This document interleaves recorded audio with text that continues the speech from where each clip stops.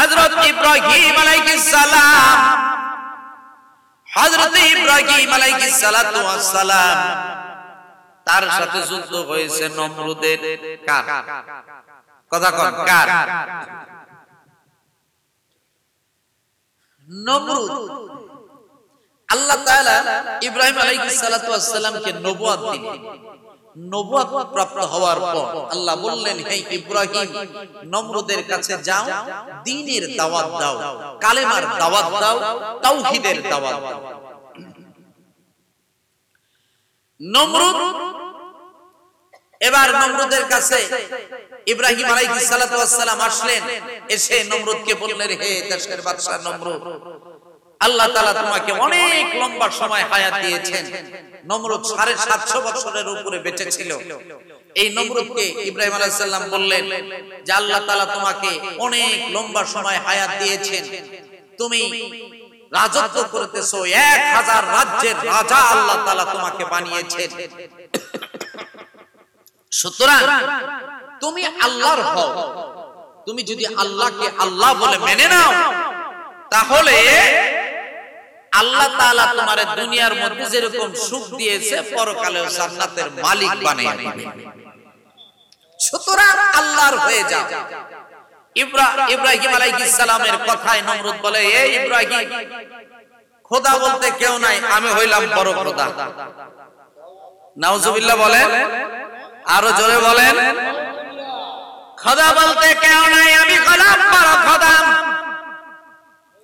তোমার যদি কোন খোদা থাকে, তাহলে তোমার খোদারে মেরে ফেলবো। ইব্রাহিম আলাইহিস সালাম আল্লাহর কাছে বলে, আল্লাহ, আল্লাহ গো, যে নমরুদের কাছে পাঠাইলা গো আল্লাহ, নমরুদ কয় তোমারে মারবো। ও আল্লাহ, নমরুদকে তুমি শিক্ষা দাও। এক পর্যায়ে নমরুদ আল্লাহকে মারার জন্য আকাশের দিকে তীর নিক্ষেপ করে। আল্লাহ তাআলা ফেরেশতাকে ডাক দিয়া বলেন, ফেরেশতা রে, নমরুদ আশা করে, বড় আশা নিয়ে আকাশে তীর নিক্ষেপ করেছে, সুতরাং নমরুদের তীরের আগায় কিছু রং মাখাইয়া দাও। সুবহানাল্লাহ।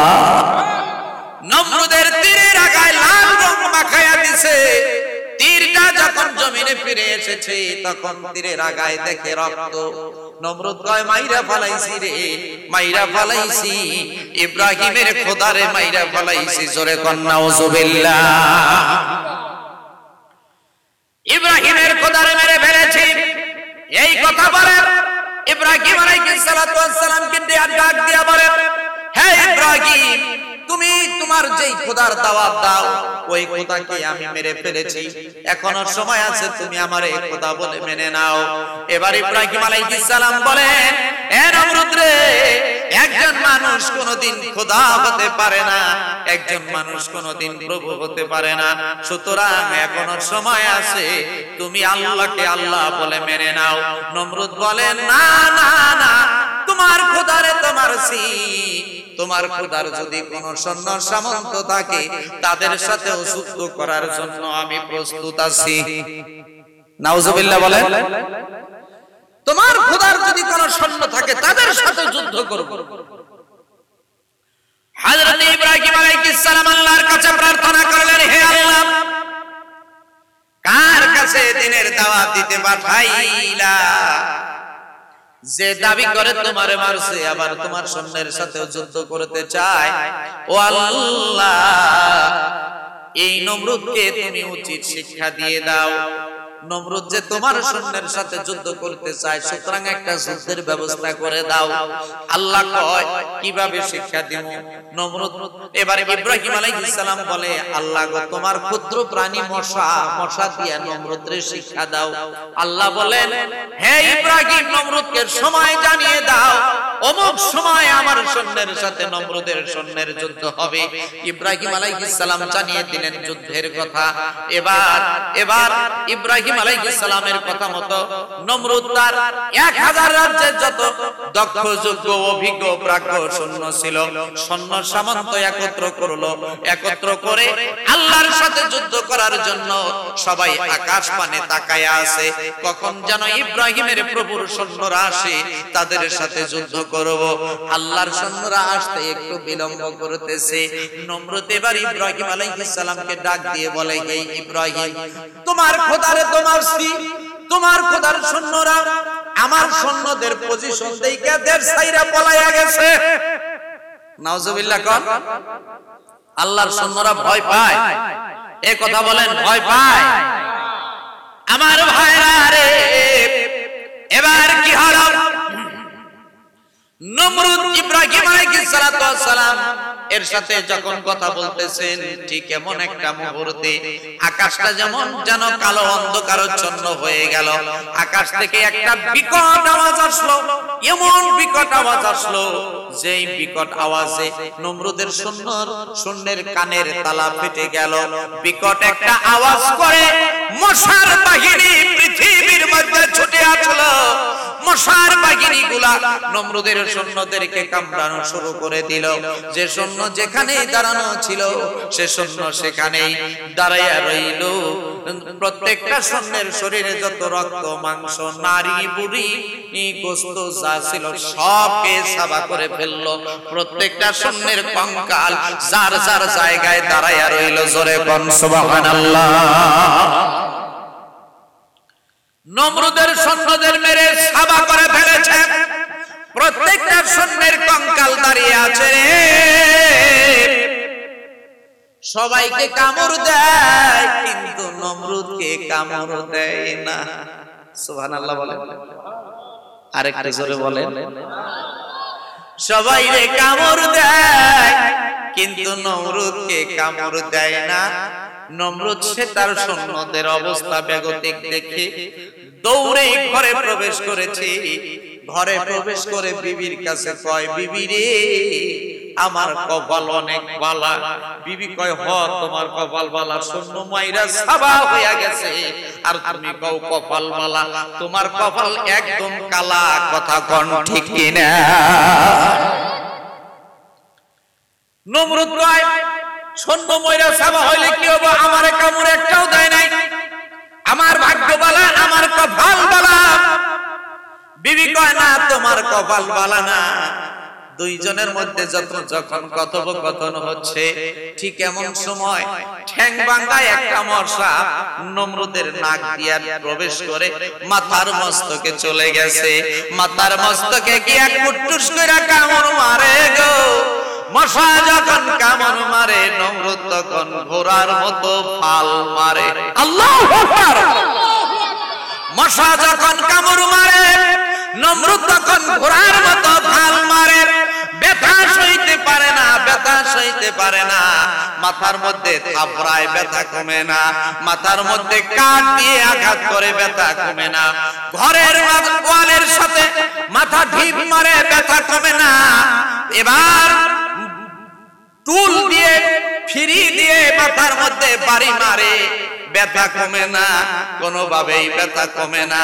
অবশেষে নমরুদ মনের দুঃখে এবার পায়ের জুতা খুলে মাথার মধ্যে বাড়ি মারে।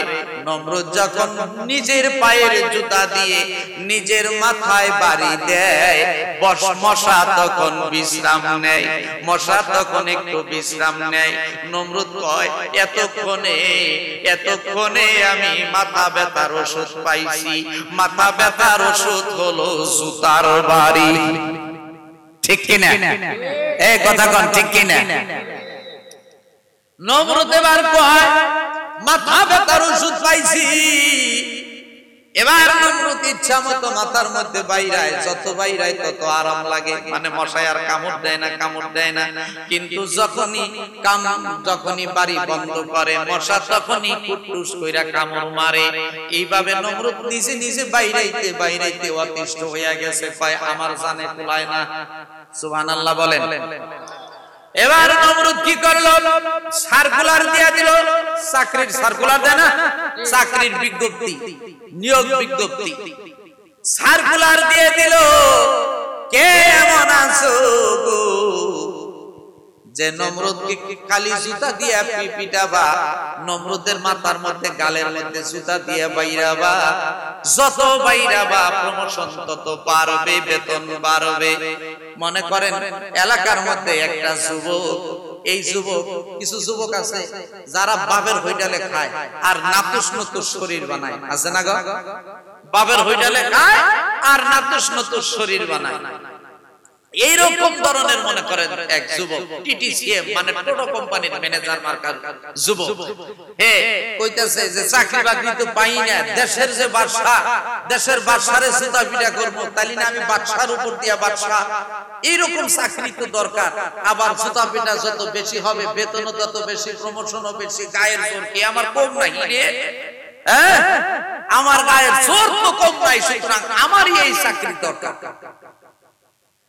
এবার যুবক কি করছে, চাকরি নিয়েছে, চাকরি নিয়ে ডিউটি শুরু করেছে, ইচ্ছা মতো কালিম নমরুদরে জুতা পিটা করে। যুবক দুই একদিন মনে করেন খুব বাইরেছে, তারপরে হাত আর চলে না, সুবহানাল্লাহ কোন। যুবক যখন বাড়ি বন্ধ করে, মশা তখন কামড়, ঘুমাইতে দেয় না, বাপ মার কাছে যাব, বাপ মার কাছেও যাইতে দেয় না। এই চাকরি নেওয়ার চাইতে তো না নেওয়াই ভালো ছিল। এখন যদি চাকরি ছেড়ে দেই তাহলে নমরুদ আমারে শুলে চড়াবে, নমরুদ আমারে শাস্তি দিবে, আমারে মৃত্যুদণ্ড দিবে। কি করা যায়, কি করা যায়, কি করা যায়? এক পর্যায়ে যুবকটা অতিরিক্ত পর্যায়ে অতিষ্ঠ হয়ে নমরুদের প্রতি বিতৃষ্ণা হয়ে সর্বশেষ সিদ্ধান্ত নিল, নমরুদের পরে আজকে এমন জোরে বাড়ি দিমু, এই বাড়ি দেওয়ার পরে যেন দ্বিতীয়বার বাড়ি দেওয়া না লাগে। মানে এক বাড়িতে তার মাইরা হলো, তাইলে মাইরা যদি ফলাই তাইলে আর বাড়ি দেন লাগবে না, ঠিক কি না? চাচা মিয়ারা খরম চিনেন না গো? খরম, আগে মুরব্বীরা খরম পাই দিত না, কাঠের জুতা নাকি গো?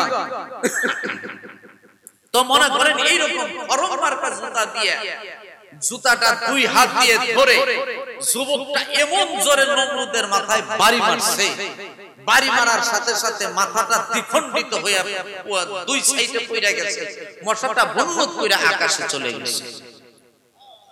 সুবহানাল্লাহ বলেন।